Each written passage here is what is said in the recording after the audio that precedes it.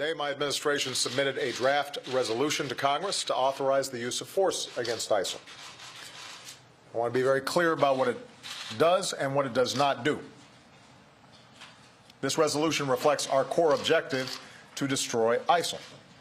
It supports the comprehensive strategy that we've been pursuing with our allies and our partners. A systemic and sustained campaign of airstrikes against ISIL in Iraq and Syria, support and training for local forces on the ground, including the moderate Syrian opposition, preventing ISIL attacks in the region and beyond, including by foreign terrorist fighters who try to threaten our countries, regional and international support for an inclusive Iraqi government that unites the Iraqi people and strengthens Iraqi forces against ISIL, humanitarian assistance for the innocent civilians of Iraq and Syria who are suffering so terribly under ISIL's reign of horror. Now, can you talk about this latest effort by President Obama to get war authorization? Well, unfortunately, in political terms, it represents a sort of repetition compulsion disorder. Back to the future from an administration that came in saying it was going to dispense with the concept, or at least the phraseology, of a war on terror. An administration that even today, through the president's statement, is again asserting that it's against endless war. And yet, both the statement from the president yesterday and the resolution, and for that matter, the White House policy, is explicitly endless, perpetual war, and that's the kind of policy we're getting. And Norm, can you explain why he placed a 3-year limit then on U.S. operations? Window dressing, just a scam, just a way to give a sort of a fig leaf to the people called anti-war Democrats or some libertarian Republicans. But it's just a way of sort of rowing the boat with a little bit of a deference to the right and left in Congress. That what it boils down to is kicking the war can down the road, a very bloody one, to put it mildly, and absolutely running a manipulative public relations campaign. We're hearing numbers like there are 200,000 members of ISIS, or people fighting, identifying themselves as ISIS. This number has just gone up astronomically. Is there any way to verify the kind of information that comes out at a time like this, when war is being voted on in Congress? Well, historically and in the present day, there's no way to verify whatsoever. You could depend on some inflation, to put it mildly.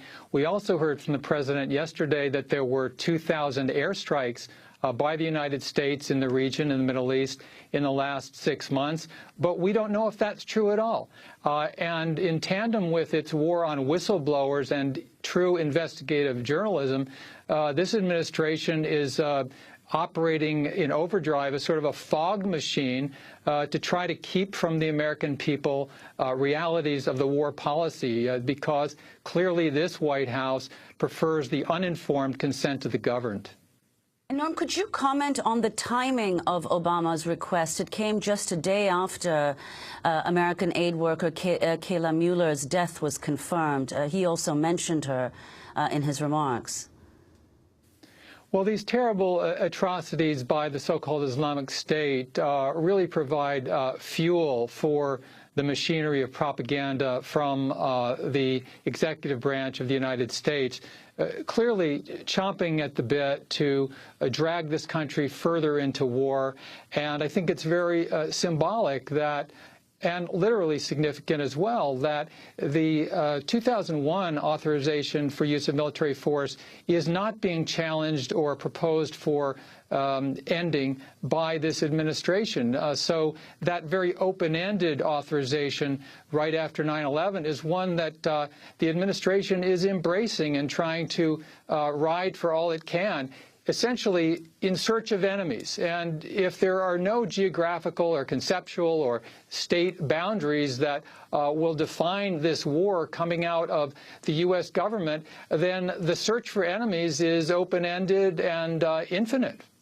I want to turn to Kofi Annan. And I should add, not only a search for enemies that's infinite, but the creation of enemies, because this administration not only preaches against endless war while doing more than any other presidency to make endless war policy, but this administration is second to none in creating enemies of the United States around the world. And so the spin cycle, the war cycle, the destructive cycle continues. Norman Solomon, I wanted to turn to the former UN Secretary General, Kofi Annan. Over the weekend, he spoke at the Munich Security Conference, suggesting the U.S.-led invasion of Iraq created the Islamic State.